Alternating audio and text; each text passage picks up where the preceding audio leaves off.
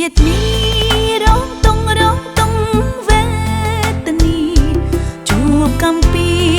បន្ទាគ្មានត្រូវប្រណីមិនអាចទ្រាំបានទៀតឡើយរាល់ថ្ងៃកេងកើយតែក្តីអសង្ខឹមជីវិតក្រំគ្រាជាយូរហើយទុំអត់ស្បើយគ្មានស្គាល់តែក្តី